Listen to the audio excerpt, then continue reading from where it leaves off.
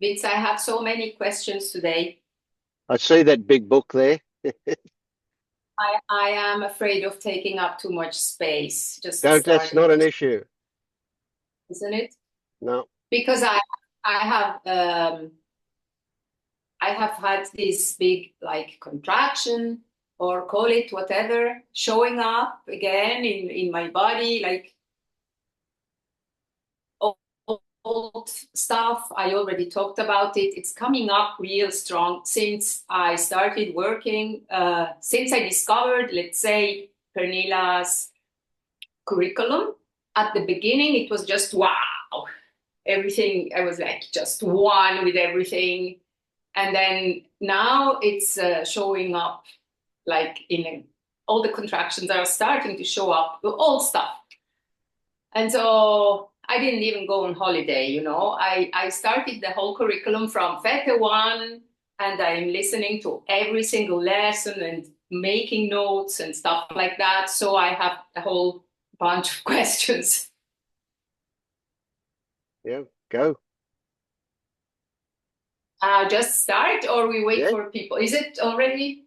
Yep. Okay. Yeah. So well, some of them are really small questions. Like in Fete 1, Pernilla says, at some point she says, can you catch yourself lost in thoughts and put awareness on the senses?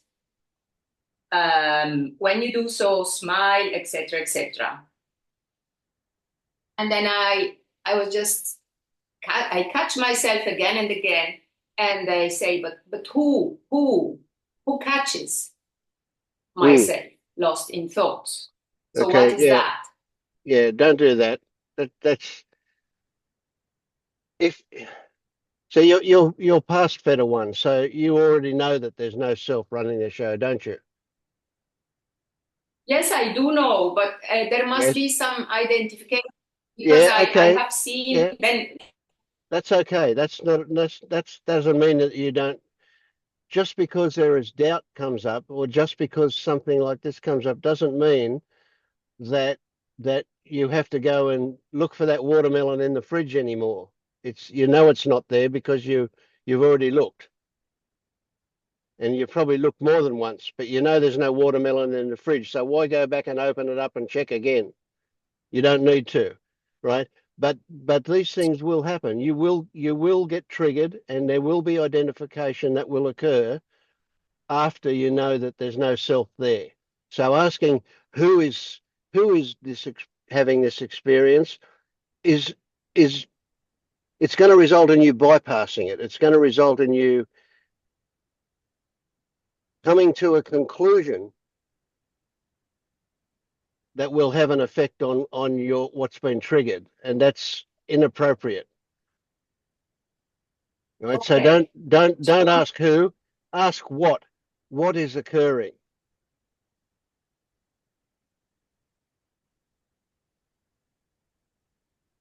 ask what is occurring. Yes, never who, never why, never how.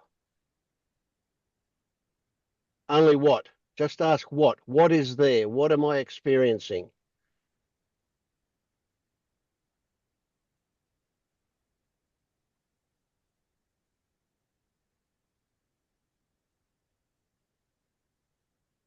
Hi, everybody. Okay. Anyway, so it's the same when she says, pull yourself up to the fifth floor and see that there is no I. I mean, it's the same thing. I see that there is no I, Yes. but then who is she speaking to when she says, or what is she speaking to when she says, pull yourself up to the fifth floor? Mm. Um, wrong question. She's not putting an emphasis on who or what. She's saying if you do that, what will you discover? So you're not supposed to ask such a question. If that's something that she suggests when she's dealing with Feta One stuff, It is appropriate, but that's not appropriate for you to be looking at. Okay, okay, Vince. I just So you accept like you that. you put your focus on feta 2 stuff, on doubt, if that's what's there. Okay, okay. I have done Feta 1 and I'm doing Feta 2 so far, again Yes. from the beginning. Yep. So feta Uh, 2 is more relevant. Feta 1 is not. okay, so I'll ask you a Feta 2 question then. About planning.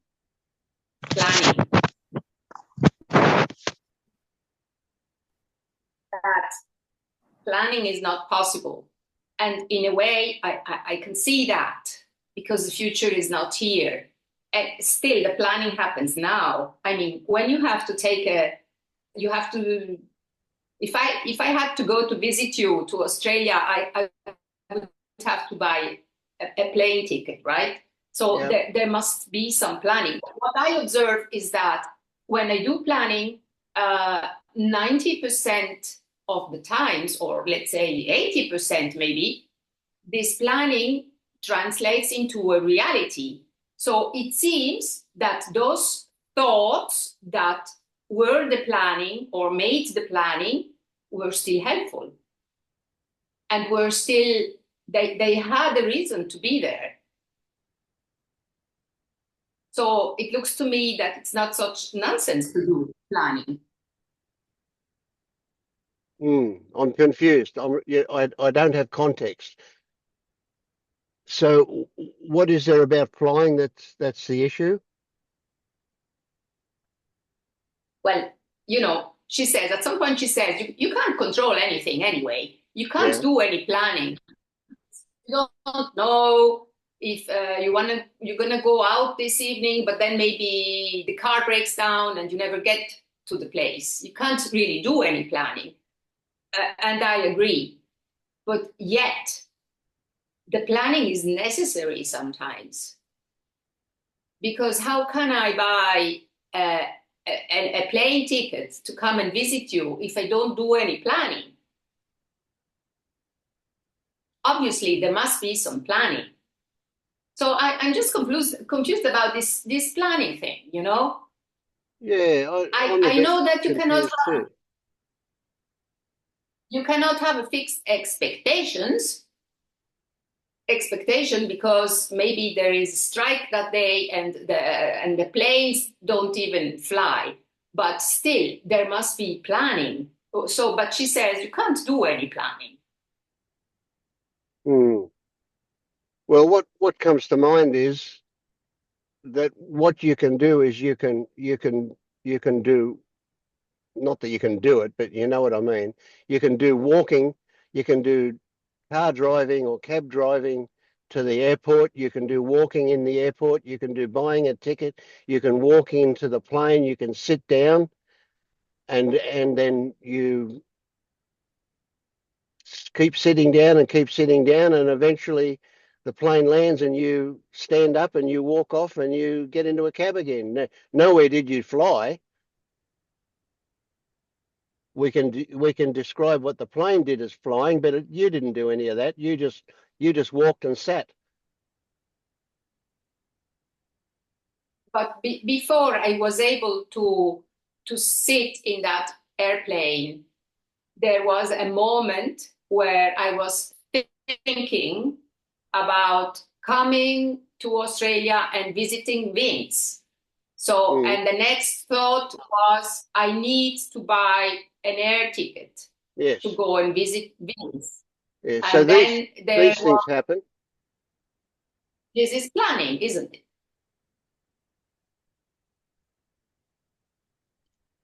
At a social level, we would say, yeah, we flew.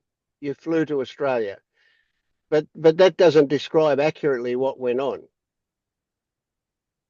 What went on was sitting and walking and buying tickets and sitting and walking and getting a cab or whatever.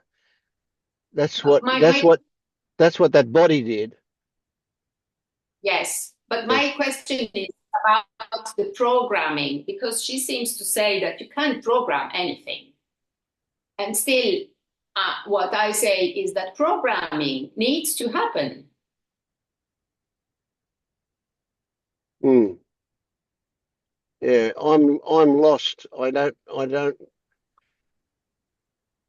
Maybe I would need to look at what Pernilla said. I don't remember it. I don't remember seeing it. But I don't quite know what she was getting at there for you. So what Okay, so I might have. Yeah, let's come back to that. If can you send me a link about where that is and the video and whereabouts in it is, and I'll have a look at it and see. Yeah. Okay. Okay. I will put the link. Oh, how can I not enter the chat? I cannot enter the chat.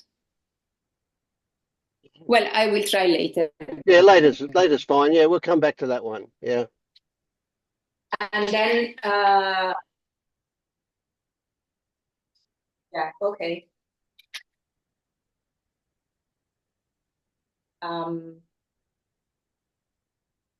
I forgot the other questions. I will ask you later if it comes to mind again.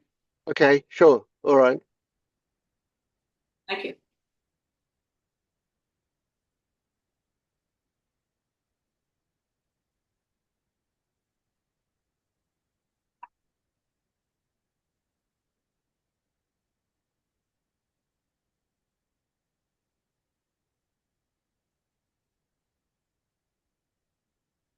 Yes, there was a question, Vince, about any that identification I have. I don't seem to be able to. I mean, I can see there is some grasping to this one. Mm-hmm. So I consider myself to be an honest and responsible being, or Yep, I get it. Yeah. So I consider that there is some honest and responsible responding to life, and I cannot let that one go.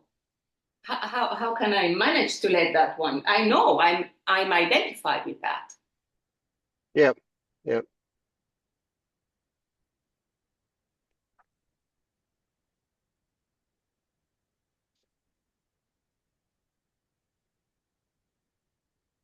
What comes to mind is, are you really identified with that?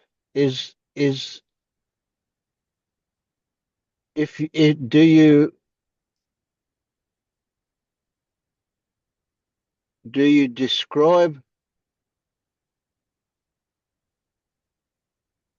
the intention behind behavior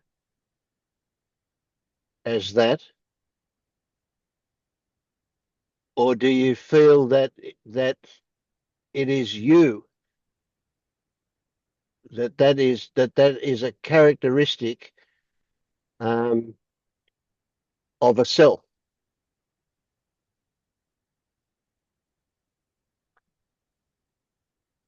No, it's, well, obviously there is not a self, but this is the way things happen. Yeah. I like this way. Yes. There is Yep. still, I can feel that there is a grasping. I can feel it. I don't know how to express it, but I can feel this not wanting to Okay. All right. let this go somehow. So I would say then, with that grasping, there is some identification. Yeah. Now, if you were to let go, let's imagine that you could let go of that grasping. Would you still behave that way, not because you have to or not out of duty, but because it is a natural way for you to be? It is almost a bodily preference. Yes, it is a, I guess. Yeah, I would say it is. I don't, It's like is it if you about like ice cream, if you like chocolate preference? ice cream. Sorry? I mean, is it a bodily preference or is it a result of a certain type of conditioning? Same thing, exactly the same thing, right? So there may be that some conditioning goes against a bodily preference, but I don't think this is the case. Right? If you like chocolate ice cream, it's because your taste buds give you a pleasant sensation when you taste chocolate ice cream. You can't change that. Okay. And so this in Oh, the so I same way could be just a preference for you to be a moral and responsible person. But if you are out there trying to convince others that you are a moral and responsible person, then I'd say yes, strong identification. If you if you feel good about that description for yourself, now I don't mean just a sense of uh, being pleased, but I mean a sense of justification, then I would say yes, there is identification. So I would come back to how you feel about that. I think by nature, we are all moral and honest and loving people. That's our nature. If somebody is not loving, then there's something wrong. See, so I have a belief that okay, that by thank you. nature, as a human being, we are moral and responsible. Now, moral and responsible is a stupid words, but what we're talking about is doing what we consider to be the right thing. And that's a stupid way to say it too, but it's the only way I can get it over. You do good by other people. That's our inclination. If you're inclined to do bad, then it's because something's corrupted, something's wrong. Okay. So I just did some real, really intense selfing for a couple of days about about this thing, but it just crumbled now with your Yes, words. yeah, It yeah, just crumbled. yeah. See, this is the nature of doubt too. It grows. It's like a fungus. It tends to grow on itself. Yes. Okay, thank you. Okay, just a few words needed, and okay, no issue anymore. Great, I great. saw. I just saw it. Thank you. Thank you. Mm.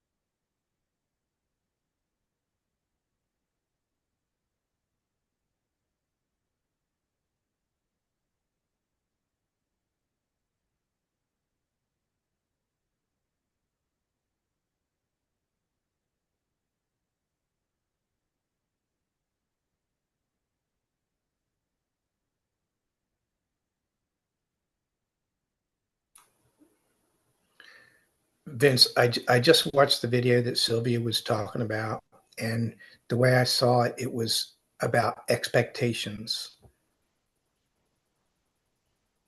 That's the way I interpreted it. Yeah, yeah. Can you flesh that out a bit for us, Scott?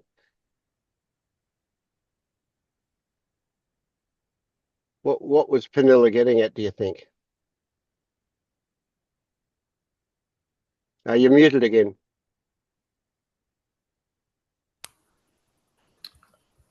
The way I kind of took it was that, you know, you can't plan. In other words, you can't expect any result. when you expect a result. I think that's what she was. It seemed to me that's what she was talking about with planning. Like you do all the physical planning, you do all the things you need to do to get this body through life, but you can't have an expectation that that this target that sometimes we produce is going to occur.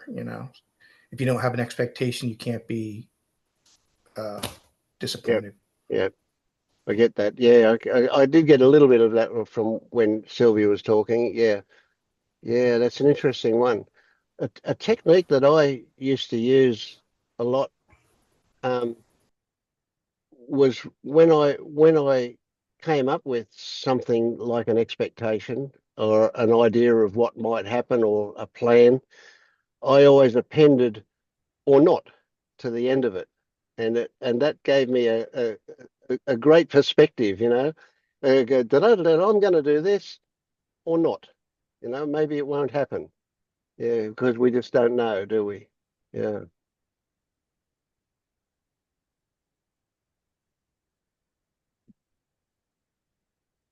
Which is really powerful stuff because it leads us into an acceptance of what is what is. Yeah.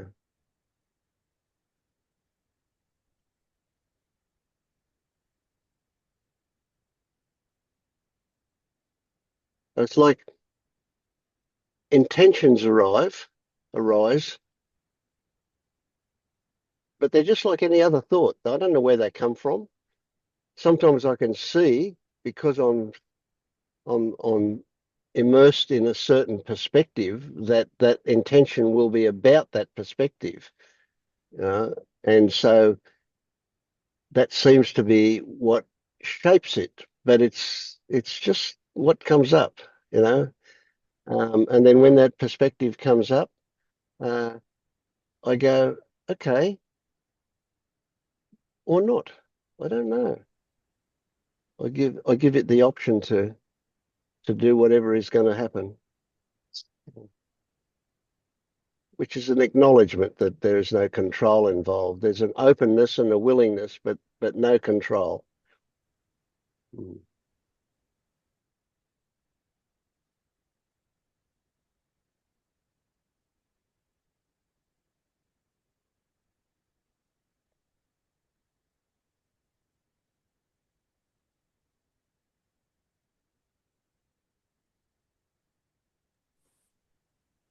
What came up for me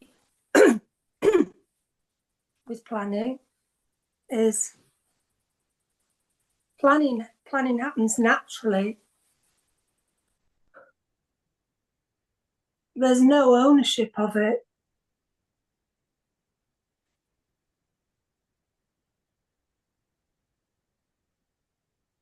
There's no identification with it as someone doing it. It's my take on it. Hmm.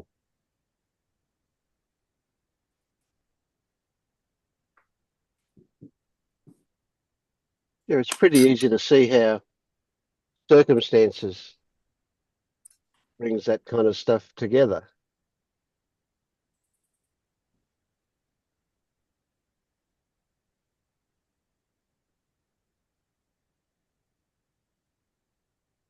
And their likes and dislikes and expectations and those things that occur are just part of the circumstances.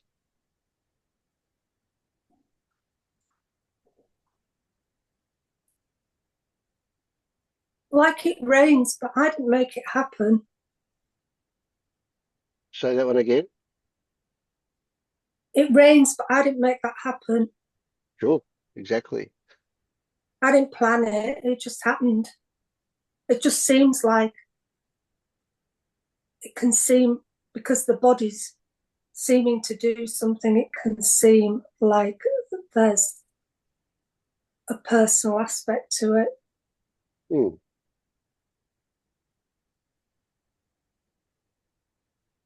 Yeah.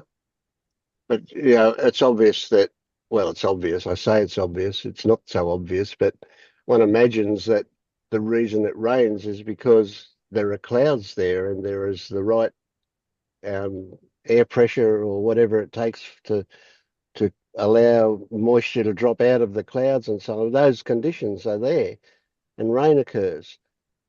And our thoughts are exactly like that, or our intentions or our desires. They're all exactly like that. They just turn up because of conditions.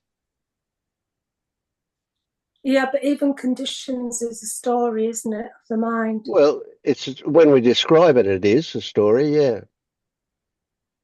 Yeah, but it's still a story, isn't it? We don't, we don't really know why things happen.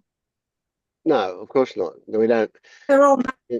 they're kind of all man-made idea thoughts, aren't they? We don't really know. Just like I don't really know why things happen with anything else. Mm.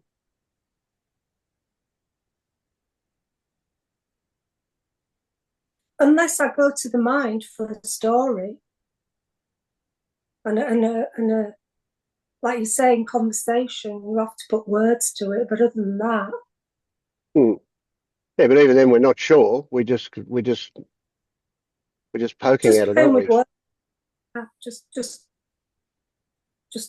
the words. Then the words are just happening. They're not planned. Mm.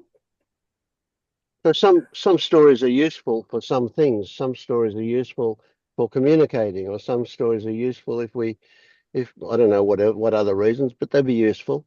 But they're still a story. But Yeah. we respond to stories. We respond to every story that turns up one way or another. So that's interesting as well. Mm. There's nothing wrong with stories. It's just when you look beneath at the ownership of it Yeah, and the meaning.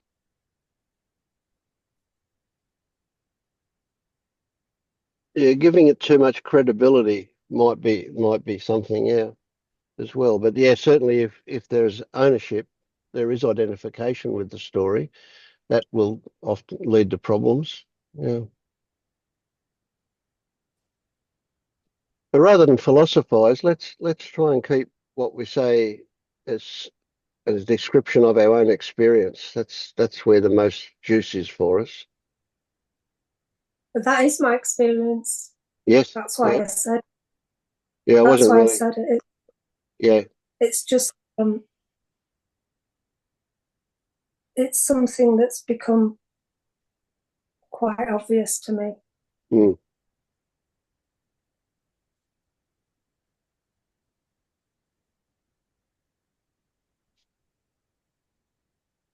yeah. I wasn't referring to you particularly when I said let's keep it to our experience. I was meaning Yeah, that for that's fine. everybody. Yeah. Yeah.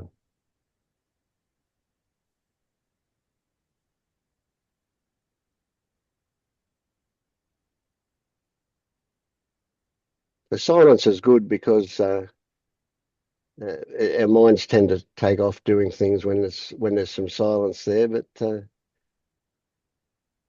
let's make use of that as an opportunity to discover something about ourselves if it happens. So speak up, or I'll start grabbing people again.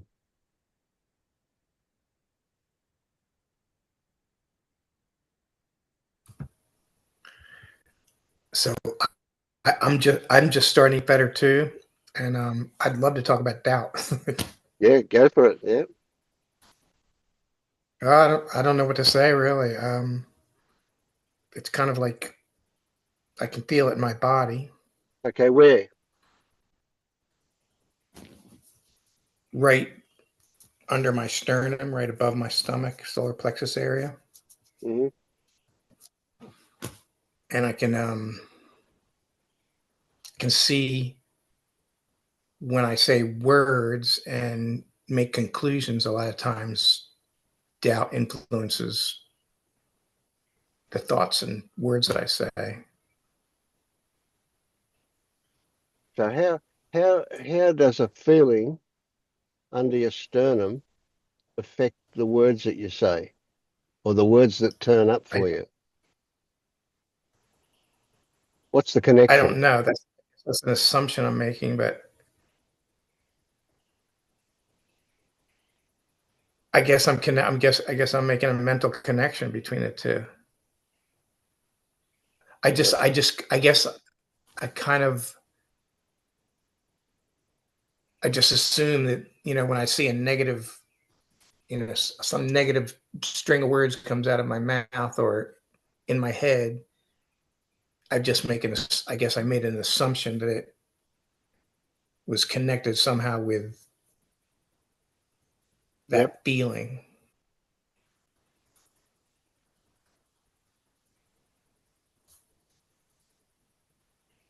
Okay, so looking for the next opportunity to check whether that assumption is more than an assumption, or if that assumption needs to be ignored. So tell me something you doubt. My self-worth. Oh, okay, good. Yeah. So, yeah, don't laugh. Imagine that your self-worth is really low. You just don't have much self-worth. Okay, imagine that. Don't worry about what's actual there. Just imagine it, that you're pretty worthless. Can you feel any juice? Can you get a Yes. hold of that? And you feel that in your sternum, under your sternum? Yeah, that spot just starts to rev up. Yeah. Yeah, yep. Okay. So what is there beside that? Okay, there is this story about self-worth, and then there is this, you say rev up, but presumably it gets tighter or bigger or stronger or More heavier, intense. more intense, yeah. And keep going. And where does that lead to?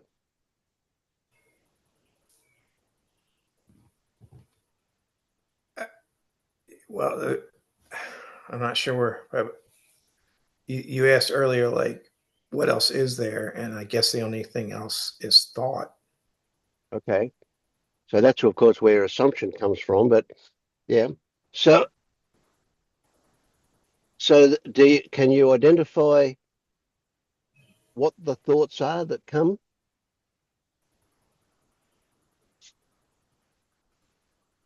So we start Can't. off with the thought that, you're worthless, and immediately that feeling in below your sternum happens.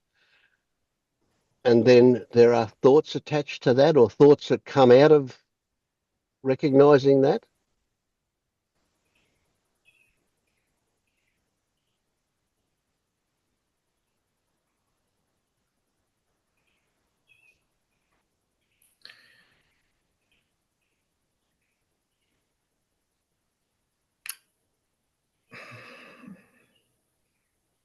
Well, it seems like whenever I have a strong emotion, it creates thoughts, or it makes thoughts more prevalent.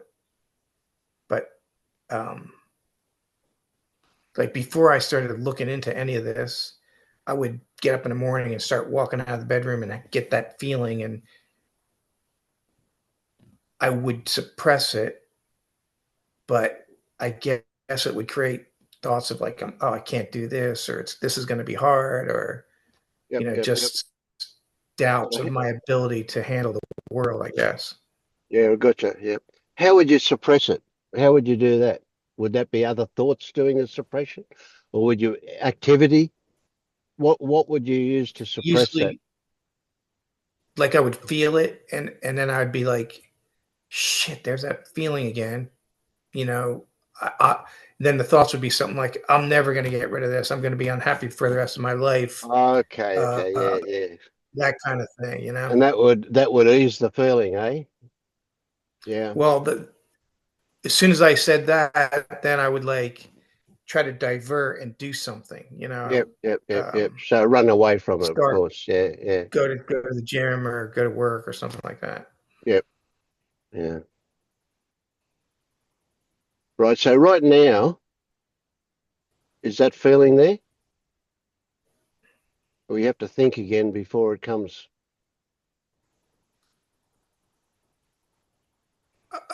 I'm not sure, because as soon as you directed me there, I looked and I felt it to a much lesser degree.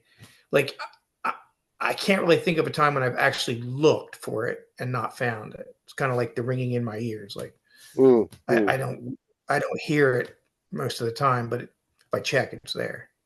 Yeah, yeah. And then the assumption was that it must have always been there, turns up. Exactly. Yeah, yeah. Yeah. So if we use a technique that says create a sentence that's got just the right amount of juice for you to be able to look at it, that sentence would go something like, Scott, you have a low self-worth. If that doesn't get any juice, you might make it a bit stronger and say, Scott, you're worthless. And you can feel that sensation when I say that sentence. Oh yeah. Yeah, yep, yep. Now instead of suppressing it, now what we want to do is get closer to it. What we want to do is look at the sensation and any stories that are around it. We'll notice them a little bit, and we will not engage with the story, but we will keep our mind on the sensation. We'll try and get closer and closer to that sensation. We want to really get close to that sensation, right? And as we approach it, it's going to be changing. It might even be moving. We want to get clearly intimate with it. We want to get really close to just the sensation. And every time a story comes along that wants to lead us away from it, we'll just gently nudge the story away, notice what it's about, but not engage with it.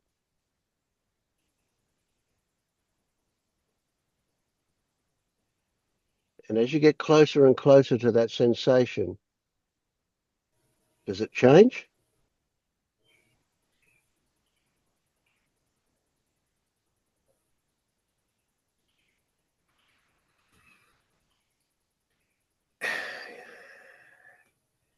It kind of seems like it expands and becomes less dense. Yeah. Keep going then. Keep getting closer to it. So it expands out beyond that spot under the sternum. Yeah.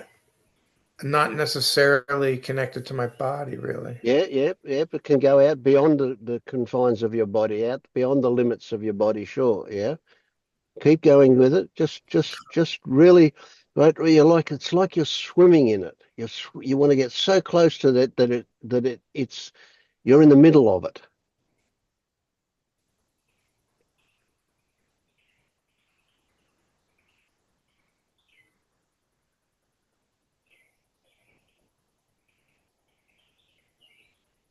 Does it become more benign? Yes, it feels almost like I am doubt, but it doesn't matter a little bit. Yeah, yeah, great, great. So you're in it, you are it, it is you, and it no longer has that heavy, heavy meaning that it had before. Yeah, It's okay for it to be there. yeah. And stay with it though. Stay there. Just keep. Has it got a center? Can you move towards a center? Is there a center? Maybe there's not a center. Maybe there is.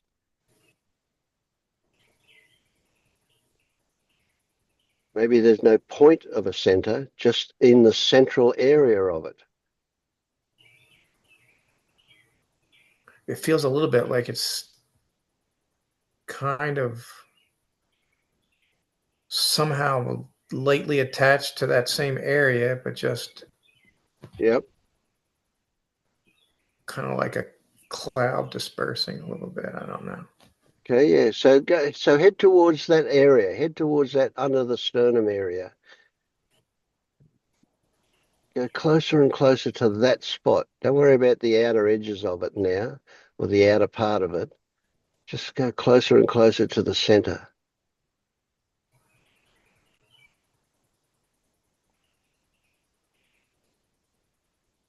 So before you were calling it doubt, what if you had to come up with a label for it now, what would you call it? It's different, isn't it? Yeah, a little different. Can you find a label that might fit it? It changes a lot. Yeah, okay, well, that's all right. You don't have to find a label, right? The fact that it's changing makes it hard to label, doesn't it? But that's good. It's changing. Yeah. It oscillates. It goes. Sometimes it gets denser. Sometimes it like expands again, and Yeah. Like it everything. kind of like Ooh. kind of seems like it's made of what everything else is made of, whatever that is. Yeah, okay.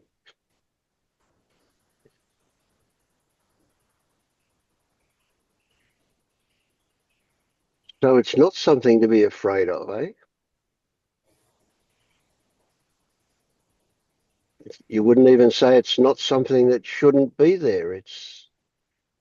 Would you go as far as to say it's something that was misinterpreted before? Yeah, that would fit.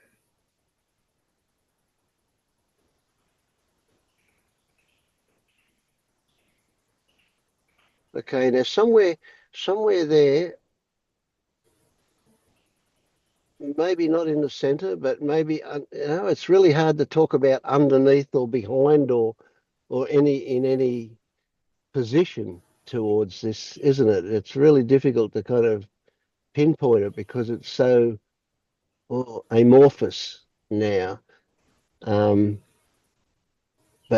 somewhere there will be a little story that will tell you what it was about. That just that it's there's a message for you there in it somewhere. He needs to eat, right?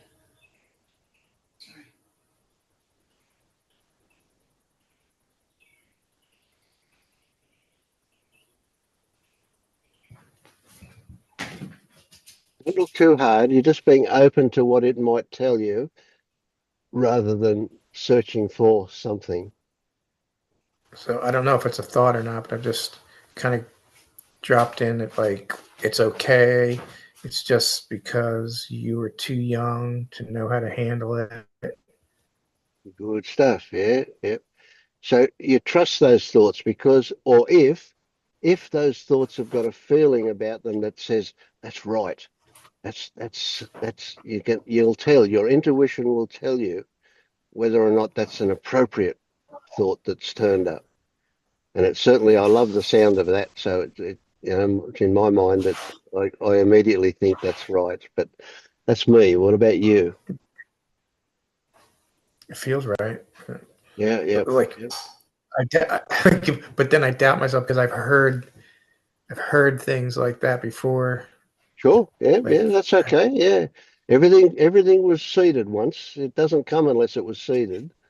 So there you go. But yeah, okay. So what we do is we now go, all right, let's wait and see what happens. Let's wait and see if this comes back. Let's see if it comes back with the same thing. Are we fooling ourselves or not? We don't know. We'll wait and see.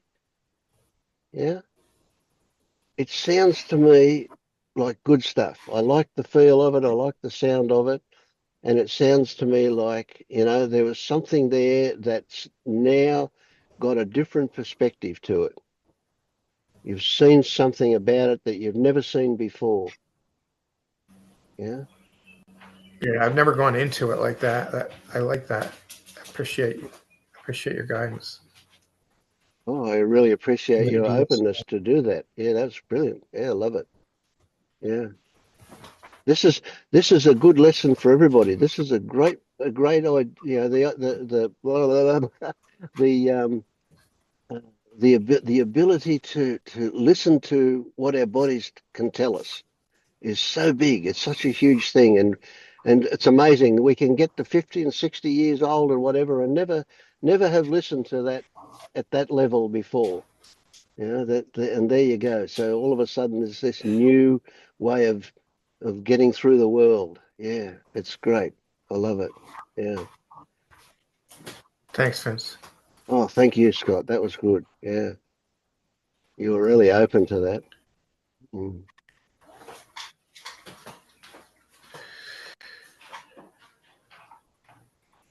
It's Yes, breakfast time. I thought that was great, Scott, that you were willing to feel that feeling. I know it's a very unpleasant feeling that you want to immediately run away from. But being willing to stay with it and even welcome it if it's possible, because you know when you feel it, it will dissolve. And when it comes back again, you are not so afraid of it again to run away again or to distract with something. So well done. So the old way of distracting from it cascades off into a whole lot of things. And so, you know, it's not just that one thing. It's, you know, the avoidance of it creates its own problems, and away we go into a spiral kind of thing. Yeah. So hopefully that sets your day up to be much nicer.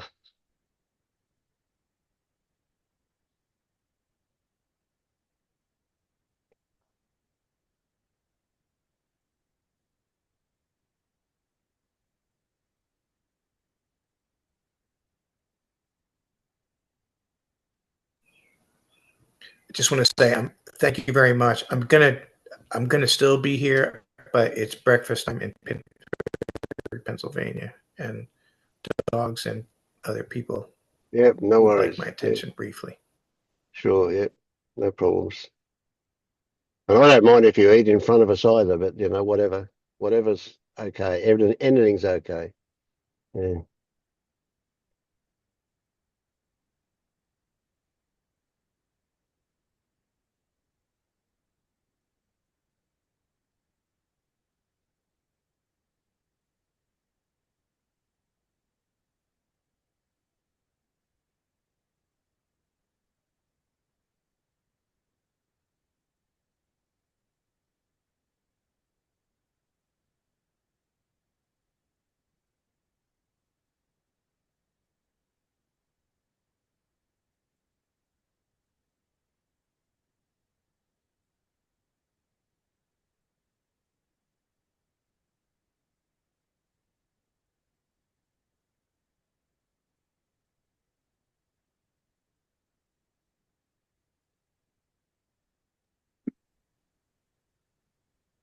I was following along there with Scott, doing the exact same thing, and it felt really good to drop into that space below the solar plexus and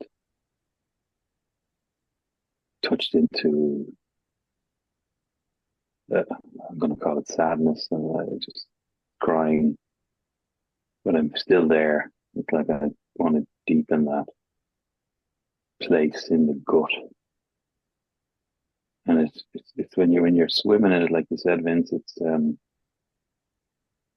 lovely. Like it's just not a thought. It's not above the head. So it's just feel it staying there and deepening, and you can feel it resonating around the body.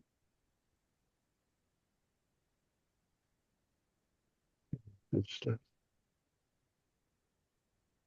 And being open to what it might want to tell you.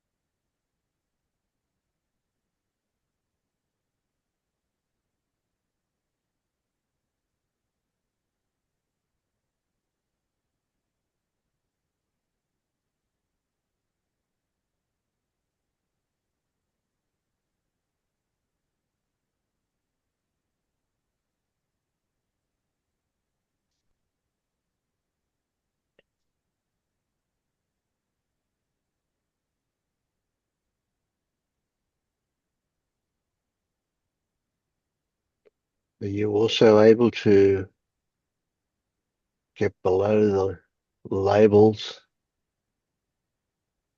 as you experience it? Definitely, yeah. It's down the upper gut area, but it feels like it's moving up into the chest. It's an energy movement.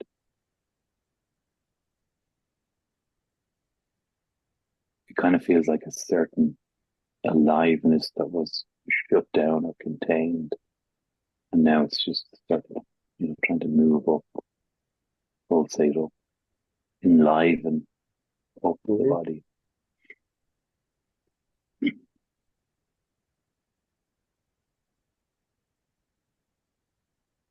So as it moves up, is it getting stronger? More intense? How would you describe that as it shifts up? Is it changing? It's it's a flow, it's a movement. I can feel a pulse now that I didn't feel a minute ago. Mm-hmm.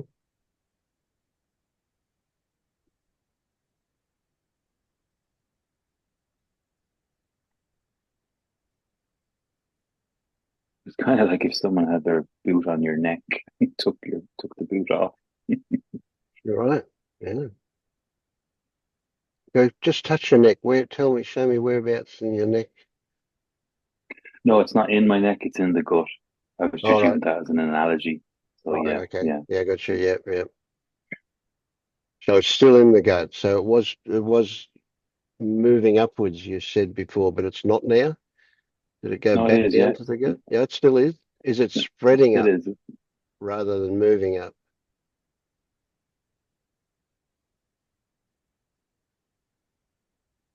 Yeah, that's a good way of seeing it actually.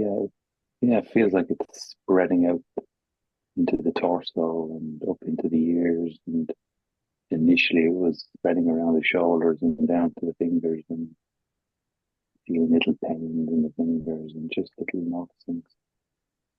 Ooh.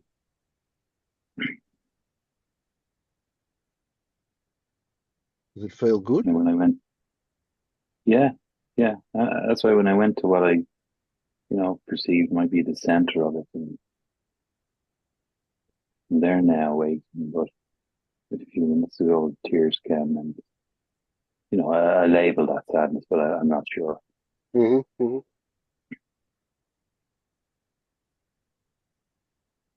Yeah, labels are good to take you to the spot as a starting Yeah, point for the feeling. Yeah, for searching, looking at, examining it, and underneath that,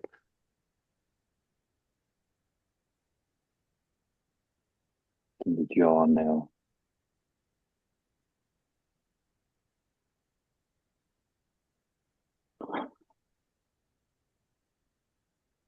And I would have always felt that disconnect in the solar plex area, like that the lungs were kind of collapsed and heavy, and that the gut below was, bloated or disconnected, and it's right in that junction that it's moving through.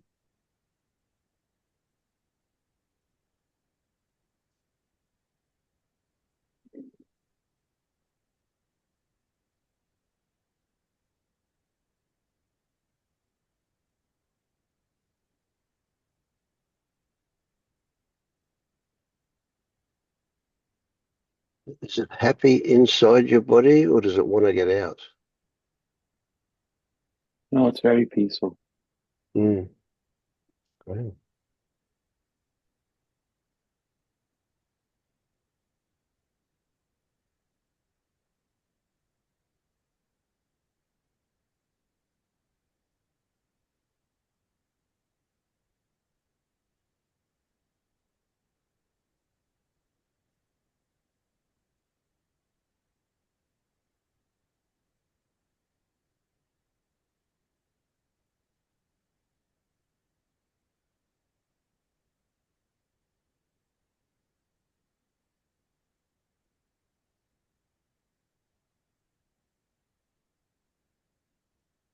Hi, can I just ask? Yes. Yeah, don't ask. Can you just do it? Yeah. What if it's not in your body? Well, it is in your body, but it's not. It's breath. For the last few weeks, I don't know whether it's been afraid or something, but it's in my breath. I can't take full breaths. I shallow breathe. So how do I go about looking into that? I've sort of imagined if I take a full breath, what would it be like? And I played around with imagining what would be the worst that could happen, and a lot of things like that. And I just don't know how to address it really. I know some of it's fear. Well, quite a lot of it's fear. But I don't know. I don't know how to go about it. I don't know what sort of questions to ask other than what I've asked it. Mm. Mm. I've just been away with my sister for a couple of weeks, and I've had my mind occupied. So my mind's sort of been occupied on her because she lost her son last year. But I know I would really dreading coming back home, really, really dreading. And I've got some issues I know it might be around, but to bring up this fear all the time, I'm just really frightened. And I don't know what of, other than death. I know I'm frightened of death, but and that's what comes up a lot. I'm dying. So that doesn't help. But I don't know how to go about it anymore. Okay. Just right now, just see if you can get a hold of that feeling where it is and just focus on that for a minute while I just talk to Dennis for another second. Okay, and then we'll come back to you. But you just get into that feeling now, and then I'll come back. Okay, Dennis, how you don't have to tell me. I don't need an answer, but how did you feel when Helen started speaking? What came up for you?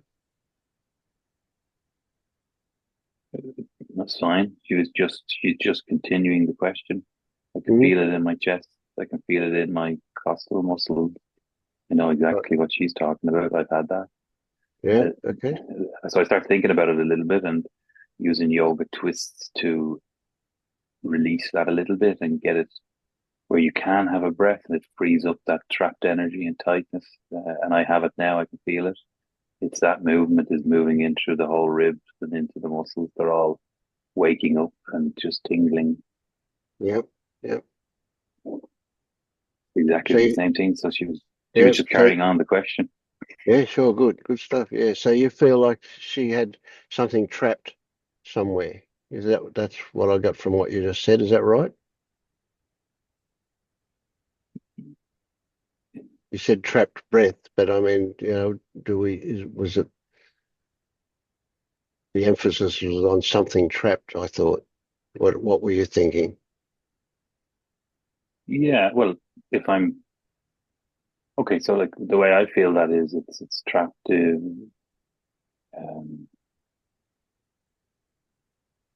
trapped energy that's being held back by unfelt feelings. Okay, yeah. Emotions. And when you touch into the body and just notice that tightness and allow it. Yep.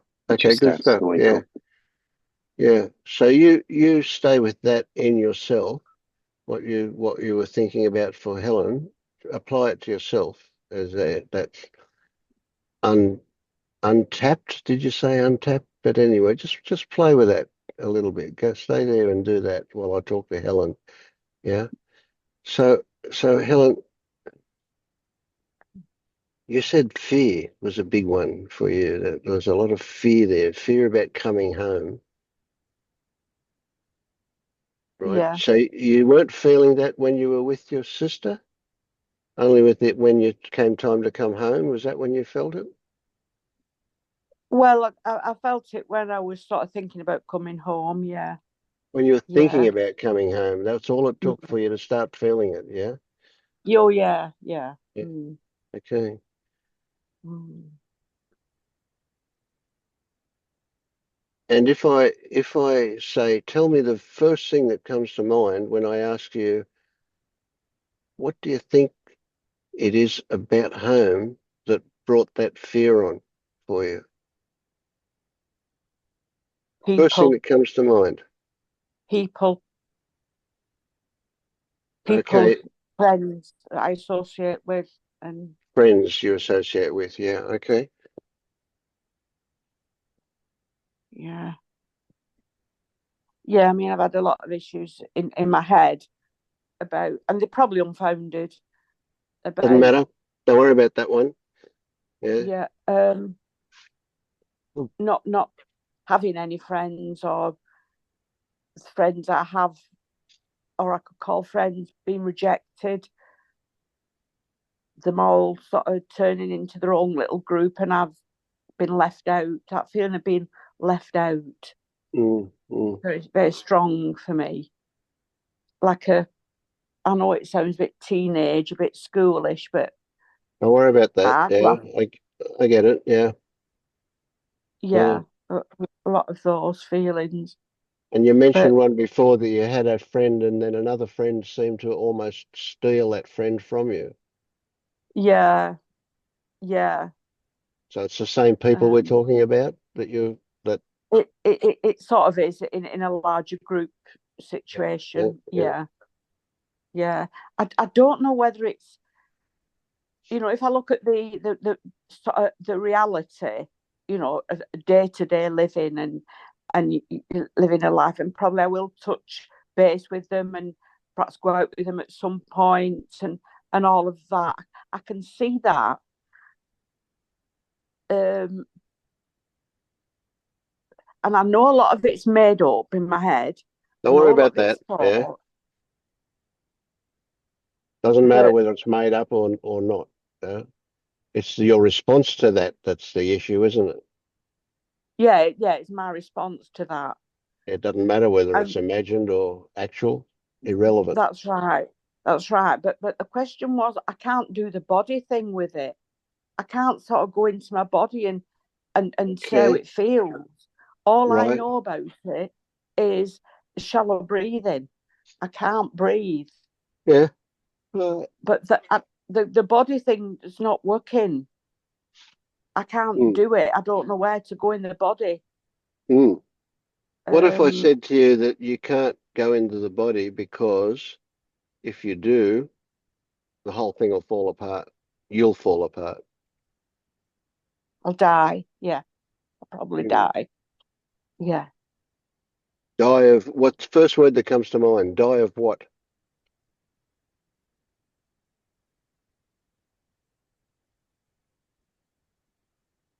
Funnily enough, my mind just went blank.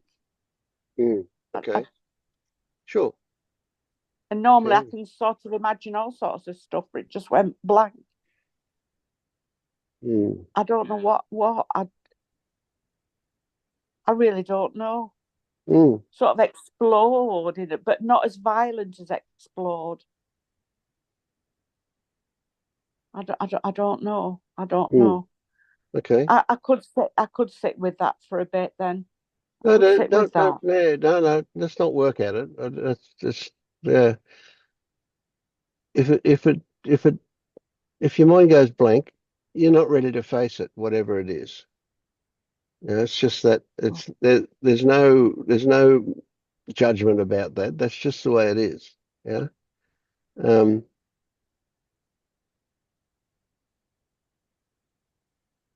because it's really Then not I'm left about. with, will I ever face it? Will I ever? Yeah, well, there's stories that come up that can can be pretty catastrophic, aren't they? I'll never get there. I'll always, yeah. Okay. Because it's been there all my life. So Yes, there's no reason exactly, why it should exactly. be So there for the rest. yep, it's not a no. We won't say that. We won't say, you know, we can acknowledge that those stories exist, but we're not going to say that they're real, that they're true or actual. right? So who knows? It may be there for the rest of your life or not. Who knows? Yeah. Or that hurts, doesn't it, to think that you'd be forever and ever like this, eh? And it's not you. It's not you. You're an open, loving person, and here you are feeling this way about people. That's painful, isn't it? Very, very. Yeah.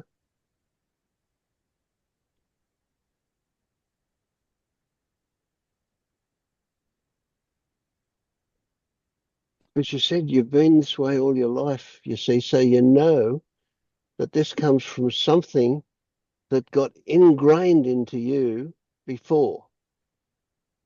When doesn't matter, but just before is enough to know. Way back when, probably, way back when you had no control, when you had no way of coping with what it was that you experienced. That's when it got ingrained into you, conditioned. You know, you got brainwashed by those circumstances. Yeah. And it's just, God, it's so hard to get close to it because it's so painful. Yeah.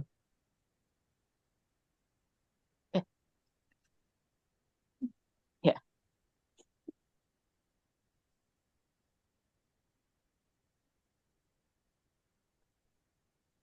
So we don't want to give you hope that you can get rid of it, because that's just a way of bypassing it, isn't it? Yeah. So Yeah. there's a reality that you might be stuck with it for the rest of your life, or there's another reality that it might be gone in minutes from now or whatever. Who knows? Yeah. We don't know. We simply don't know. Yeah. Yeah. You can be pretty sure that whatever the circumstances were where this originally got embedded in you, that you were unable to cope with the circumstances at the time. And so you buried it in one way or another. You can be pretty sure that's the case.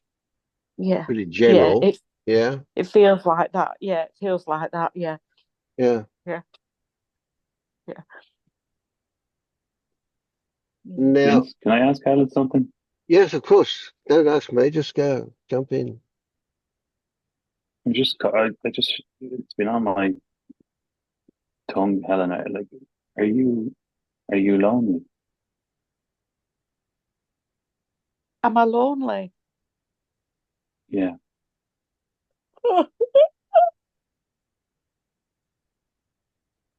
That's why we trust our intuition. Yeah. Beautiful. Thank you, Dennis.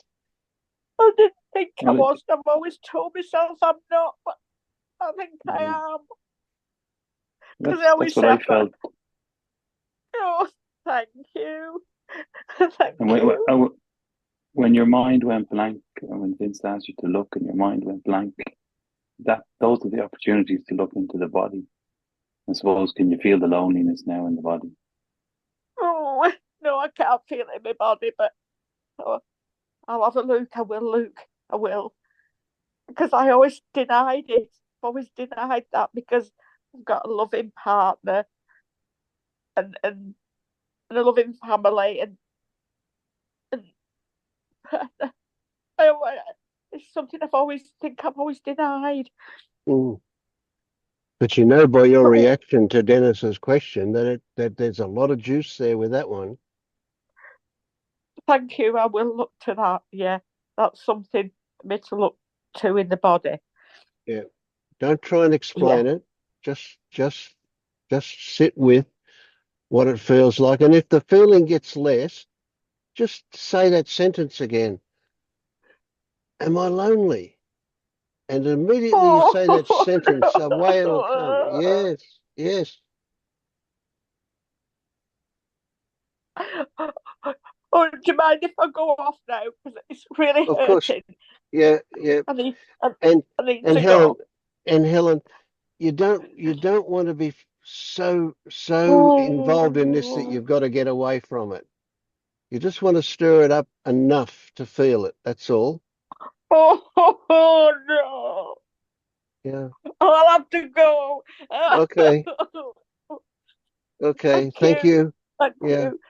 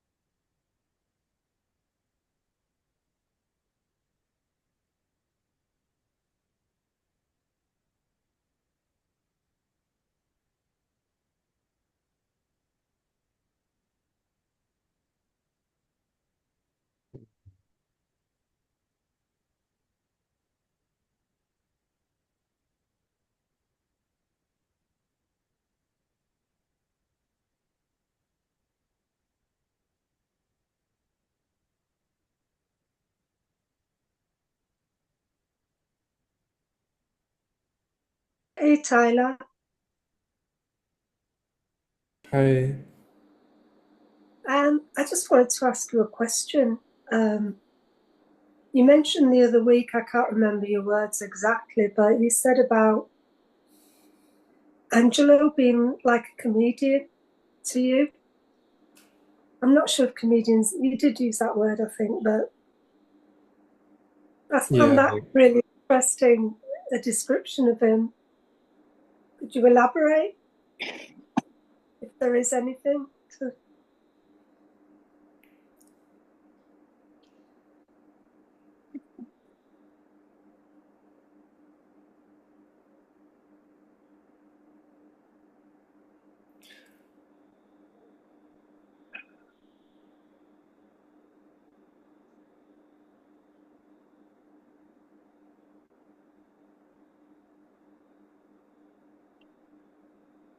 it's because the whole thing kind of feels like a joke.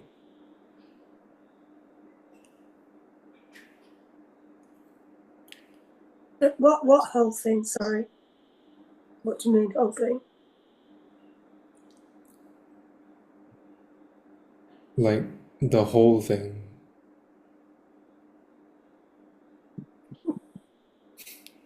With nothing left out.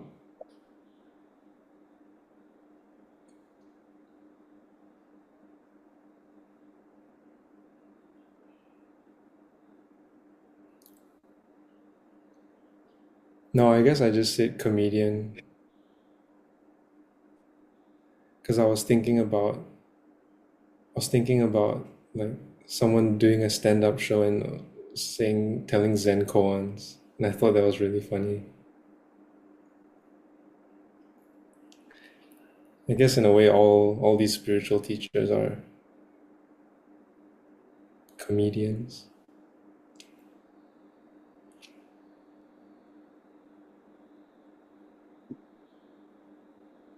Mm.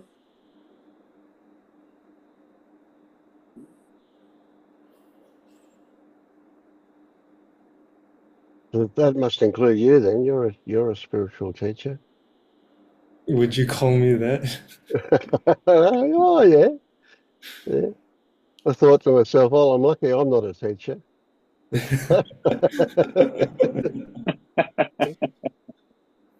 Mm. Yeah, I guess this stuff makes me laugh more than anything else.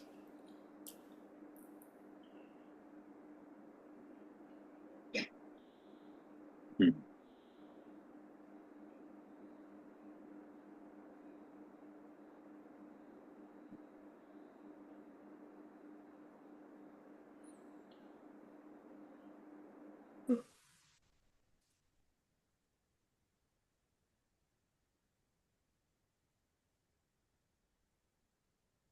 Yeah, I kind of know what you mean.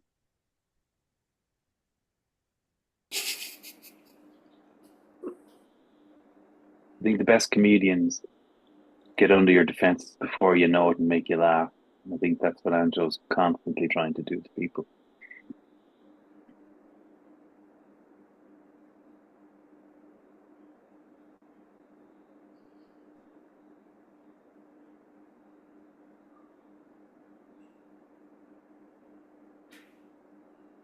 Yeah.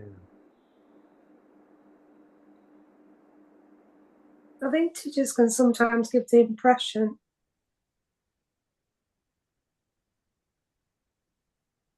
that, no, forget that. Just went.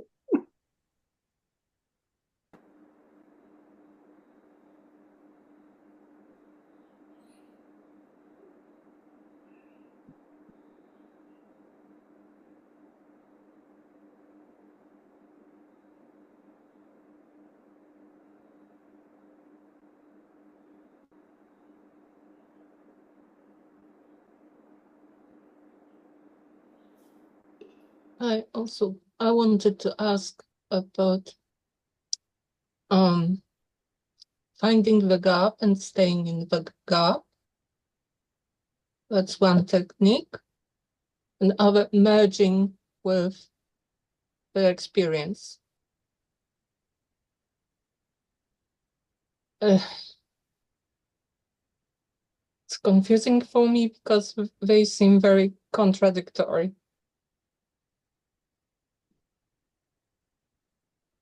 I don't know what merging is.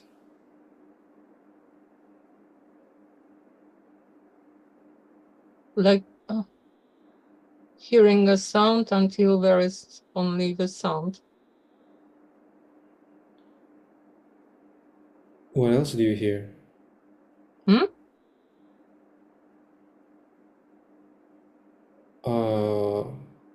What else do I hear?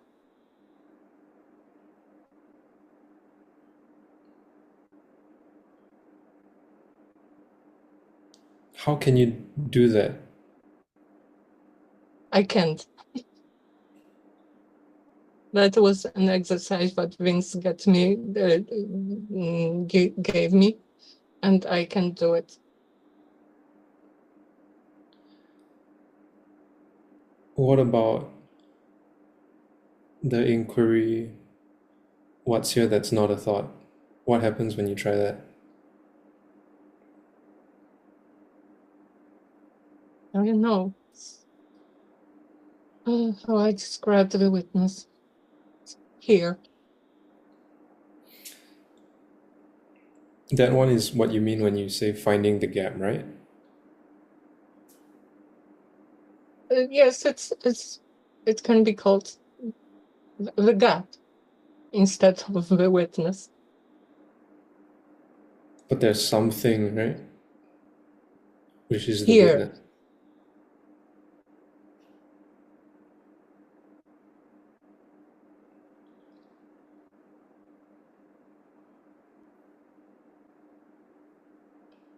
Wait, so what's the question?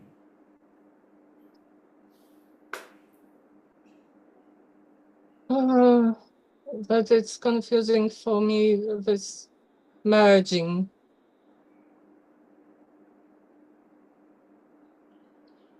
How does it come with finding the gap and staying in the gap? You can't find the gap. You can't stay in the gap. And you can't merge.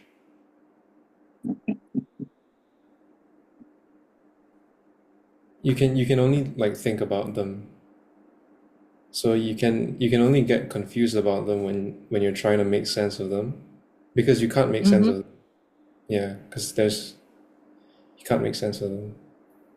They're not things you can actually do. Like they're not like raising your hand.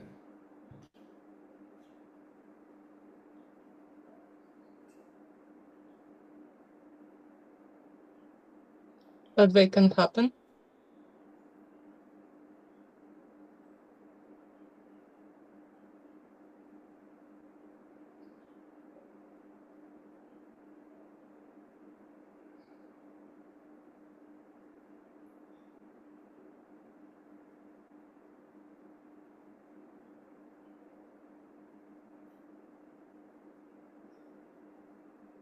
It's really hard. When you stay in the gap, there's no staying in the gap. And when you've merged, there's no merging. Yeah.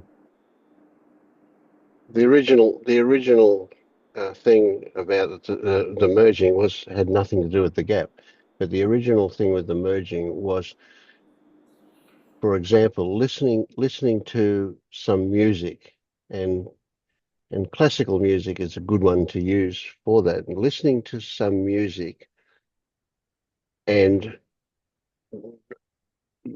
hearing beneath the level of labels. So we're not identifying instruments or a sound, but rather hearing hearing the quality, hearing the quality of the sound, and becoming so absorbed in it that you start to feel the sound.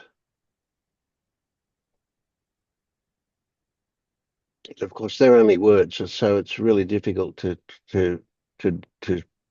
that's like me trying to describe to you what an orange tastes like if you've never tasted an orange. That's that difficult.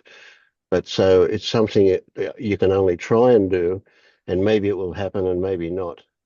But yes, so at a certain point, the hearing sense and the feeling sense tend to merge. So that's the merging that I was talking about with that. And it's just something that can't really be talked about. You can just experience it or not. Yeah.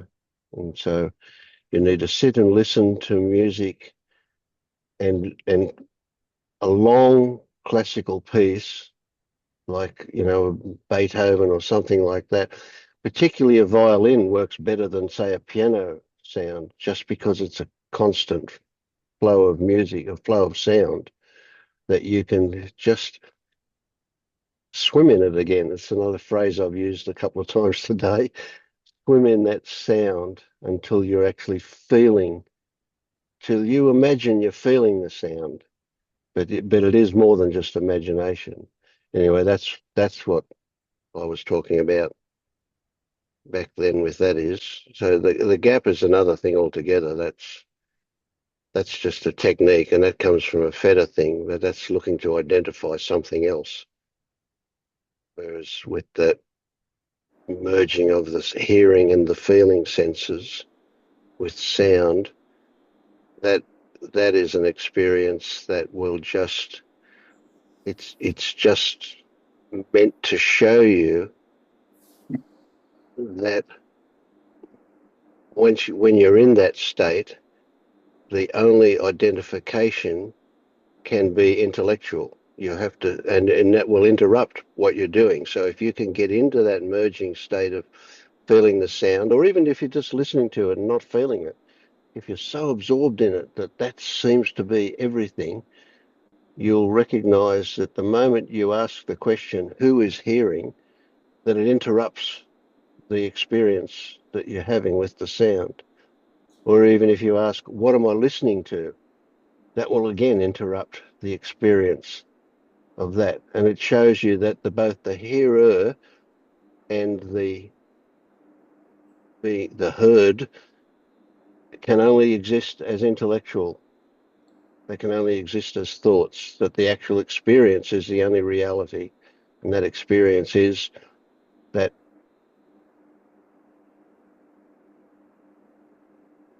experience. That's all there is in that. There's no point in talking about it. You've got to do it and see what happens. And maybe it will and maybe it won't. Yeah. But it's the same about here. Sorry, I missed what you said then.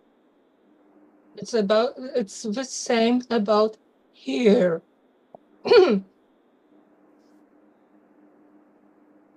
When I feel here, I just feel here. I don't think about.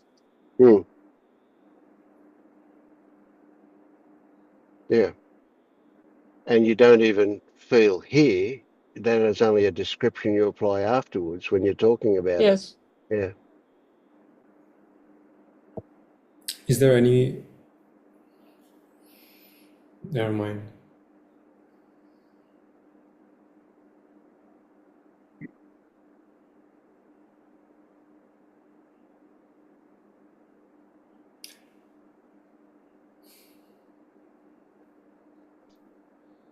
But would I be right, Bianca, in saying that at this point, there's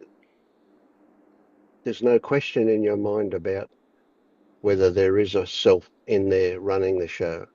Is there still a question for you about that? No question. No. So you're quite clear that things happen. Yeah. Yes. So apart from an interesting experience, there's no purpose in that particular exercise for you anymore. It is always interesting to do it though, just for the experience, but the reason for doing it is no longer there. You already see what that's meant to show you.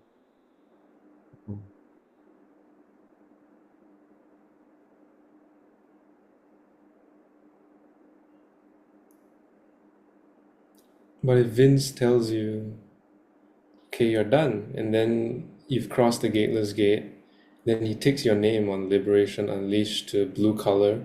So then will you like stop coming to these meetings forever and then run off and happily live your life? Good. I love you, man. I love you. That's great. Yeah. Or is there something you still Well, need? you know, Tyler, you just you've just written, you've just told me that I have nothing to learn here. But not in the sense that I didn't. It's just that I have to work on other areas before. Yeah, but you know, it feels good. It's like getting a diagnosis.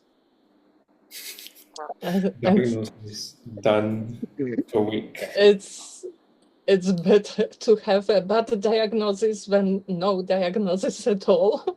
Oh, okay. Yeah. So it's like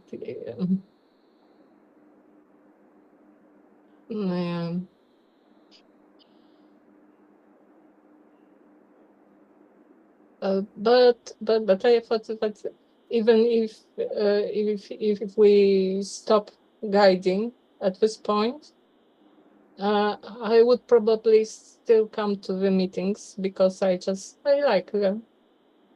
I liked it.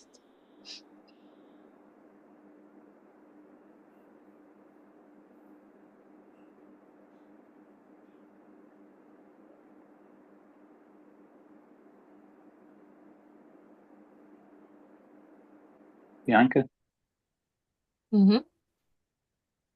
can I ask you a question? Yeah. I'm just curious as to how you feel. You were asking those questions about merging, and I can't remember the other one, but I just wanted to ask you how you feel.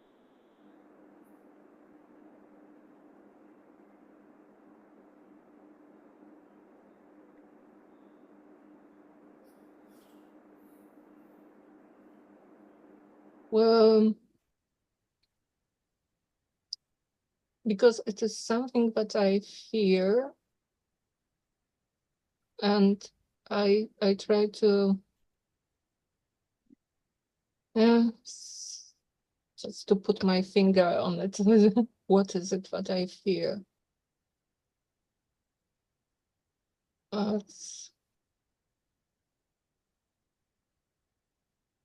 It is like merging with fear. That there is only fear,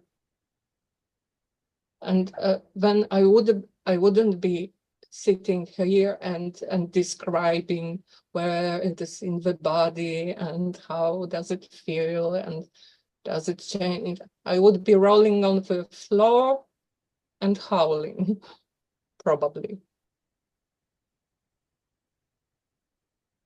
and when there is only fear. Would And that be okay? and I'm scared of it. Just thinking about it, I'm scared.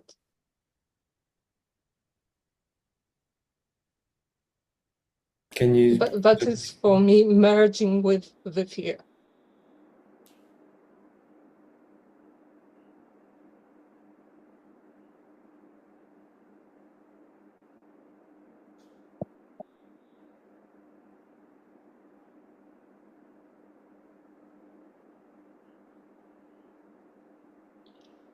Vince, I don't feel equipped to help her traverse her emotional landscape.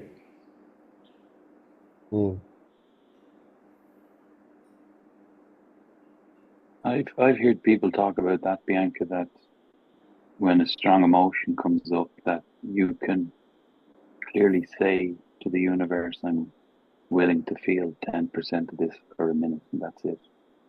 And that it will comply. So you can ease yourself in, and there's nothing's going to happen to you. You're just going to feel a little bit of it, as much as you can feel. And that's it.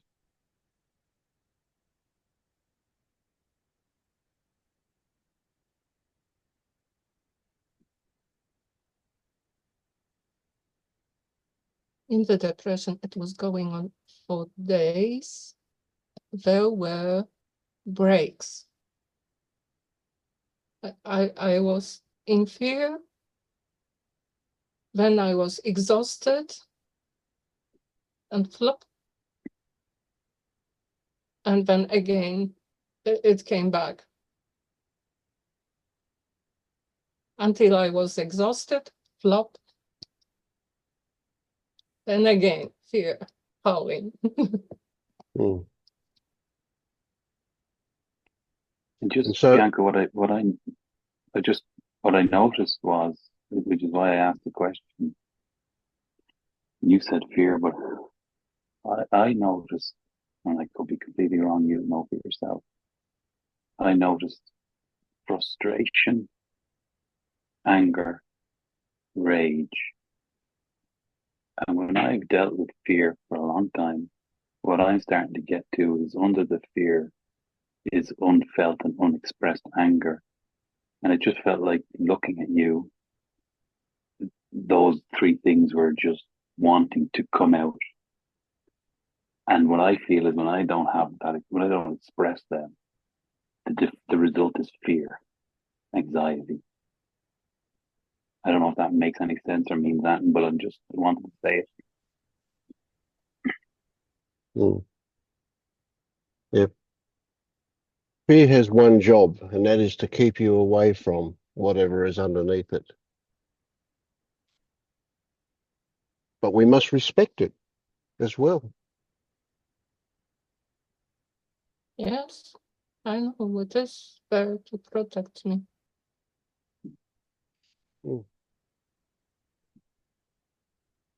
So how do you feel? So it appears to me that you're saying it's all or nothing kind of thing, that Dennis's idea that you can experience, say, just 10% at a time because it's not so overwhelming as 100%. Does that seem possible to you? Well, I am experiencing fear right now. Yeah. So, And but not it's 100% because you're not on merging. the floor. Yeah. And if I ask you, It where do you is experience like, that? If I ask you, where do you experience that fear right now? Where in the body do you experience it? Can you identify where it is? the whole body is shaking. Whole body, yeah. Yeah. And if you were to shake a bit more, then you would need to rock in order to soothe yourself. Yes, it happens. Yeah. Yeah. So even your fingertips, you can feel this in your fingertips, you can feel it in the end of your nose, you can feel it in your feet, your whole body. or just your torso? It's more in the limbs. In the They're limbs, yeah. shaking the most. Mm-hmm. Stomach and bowels contracting. Mm-hmm. Throat. Okay. Let's stop. Less in the face because now I'm talking and I'm controlling the face more. Yeah, sure. But okay, so I'm saying let's stop now, right, and just take what you've just experienced as just what it was, just that experience of that a little bit of fear that was whatever it was, and allow the body to, or allow your being to get familiar with that, and just let it go, and so let it dissipate. No more challenge now, and then after a rest of next time we can go that again, or maybe even a little bit further, and we'll get to the point of what it's about without you getting totally consumed by it. That happens when it's suddenly upon you in its full force. And so what we're doing is just approaching it a bit at a time. And at some point, you mean that now to get a bit closer? Not right now, no, let it go now. Yeah, let's let it go altogether. Okay, relax. Have a deep breath and let it go. And sometime in the future, we'll come back and visit it again, maybe a little bit more. Yeah. The some part of us will be catastrophic. Will think it's absolutely disastrous and catastrophic to experience it fully. It will be so big and so bad that that's too much. But see, when we chip off 10% now, next time we come, we've only got 90%. So we'll still not do 90%. We'll just do another 10%. And then the time after that, there's only 80% left. And so we can get closer to it. And at some point before we even get to the full thing, it'll tell you what it's about. And you may even know right now what it's about, but you just don't chase it. Just let it. Your being knows exactly what it's capable of handling, of coping with. So we're not in a hurry. This has been there for a long time. You know, we'll just let it happen as it feels okay to happen. Yeah. Do you feel all right about that? I have no idea. I missed that, sorry. I think I get, the closer I get to the fear, the more my mind goes blank. Yeah. And it becomes hard to even understand what you are saying. Yeah, sure. Okay.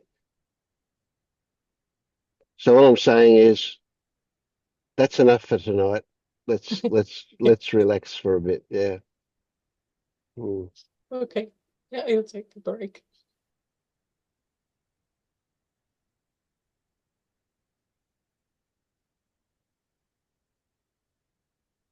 Vince, but do you really suggest that it is important to get to understand what it is about? No, not to understand, to accept. We just need to get to accept that there is something there. But when we accept it, it goes away or it changes. Yeah.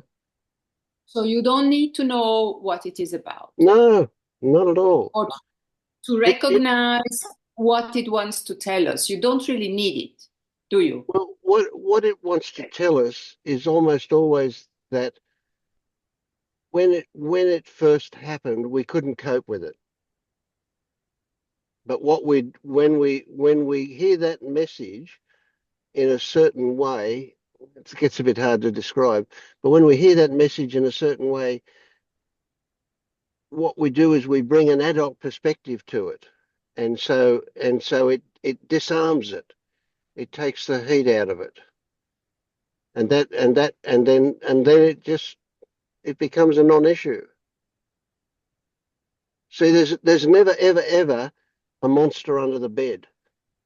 We only fear there is, and that fear can be really strong. But when we get to look, there's never one there. Never ever is there one there.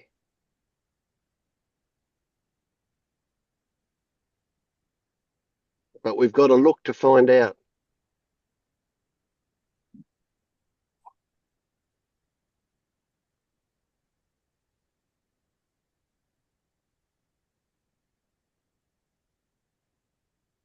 Yeah, it's amazing. It's like it is literally a fantastic example of making something out of nothing, which we do as human beings all the time. But it's a classic example of it. Yeah.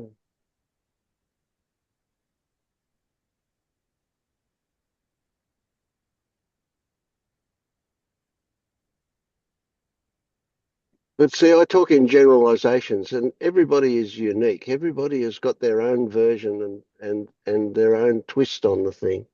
So, you know, we just have to find what suits that person all the time. And it's just no formula can do it.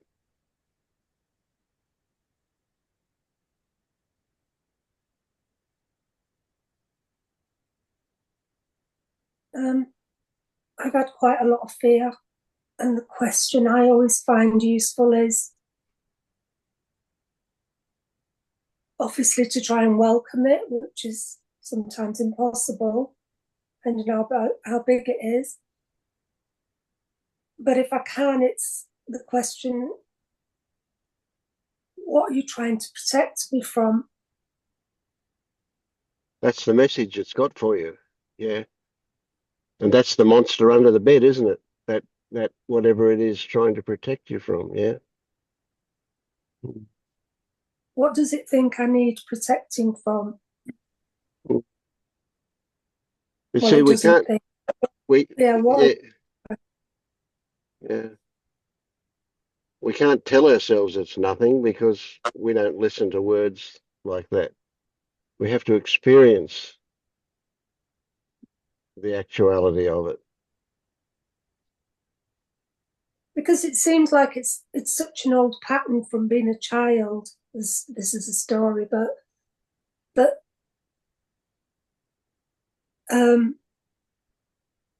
it's almost this energy still feels like it's got to protect something. So I've kind of got to let it know that it doesn't need to protect that anymore. Well, it won't listen to you. You have to discover that. You can't tell it. Well, letting it know means the acceptance of it. Yeah. Yeah, okay. So that works. Yeah. And in the acceptance, then part of the acceptance is asking, what are you trying to protect me from? Yeah.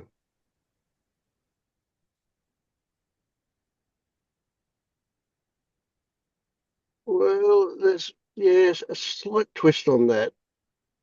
It's enough to know that it's trying to protect you from something. And the what is not so important. The fact that it's something is what's important. And I think what's been useful for me, because it can sometimes go underneath the fear, because it might be a feeling, another feeling that it's protecting me from, like sadness, or yeah, there can be a feeling that the fear is sitting on top of. Mm. So by asking, what are you trying to protect me from? It's kind of allowing it to open that area up a bit more. Because Yeah. if the feeling comes up, then the fear goes away. Mm. Yeah, It because allows the it's feeling. seen to be, yeah, not a big deal. Yeah. Yeah. Yeah, there's a lot of possible ways into that, what that is, you know. Yeah.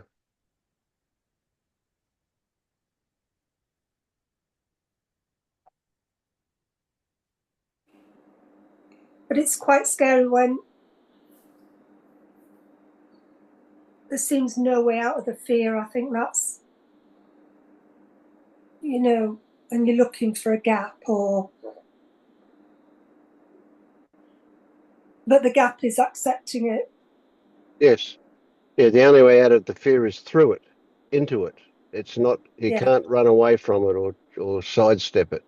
You've got to go through it. And then you discover what's underneath the fear. And even if you don't feel like to ask the question, still ask it. What are you trying to protect me from? And then I've found sometimes the feeling will come up. Yeah. Yeah, by asking that question, you objectify it. You step out of the content of that thing, and you're looking at it from the side, so to speak. Yeah.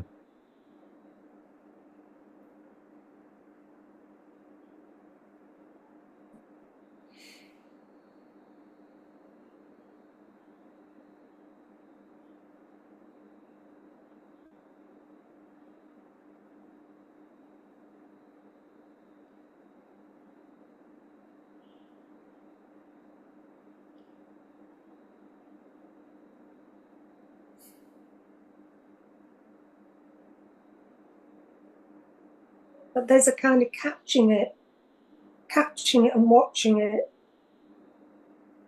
But my old way would be to panic and run. And there's nothing doing this, but that's what it seems like.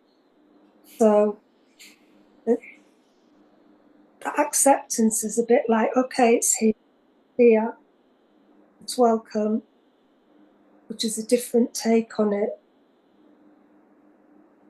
And like, how can I get out of this? Mm. Mm. How can I stop it? How can I find the gap, merge with it? Whatever, the mind's got all these tricks that it's been given by teachers to do. So the mind goes to its toolbox and like, oh, I need to merge with it. I need to find the gap. I need to be in presence. I need to be, that's where tools can be not beneficial sometimes in fear. Yeah, we can use the tools to escape Matter of from it. being. Essentially. Yeah. The matter of being with it, just being.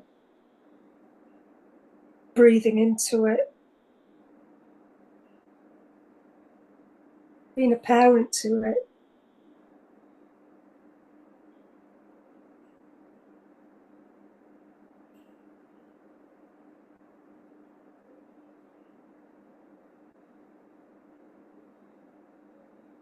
Like a lost child that's frightened.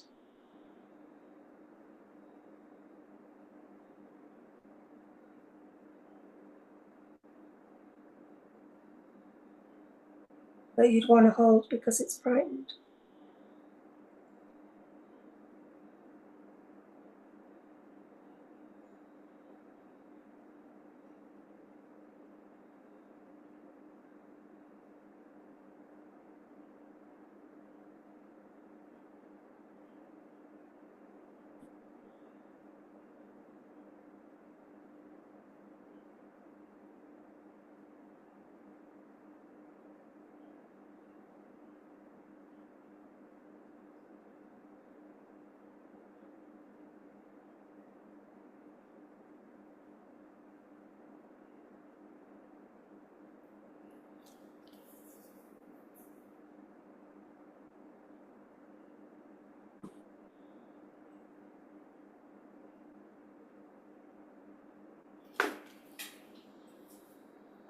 Mm.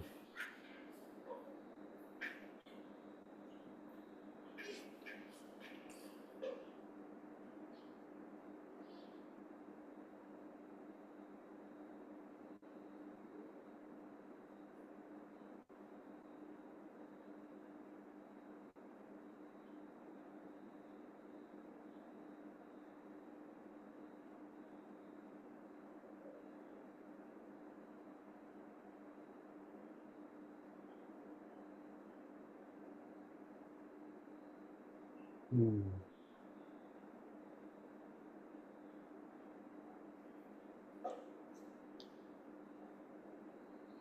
Well, I'm getting a feeling that it's time to wind up for tonight.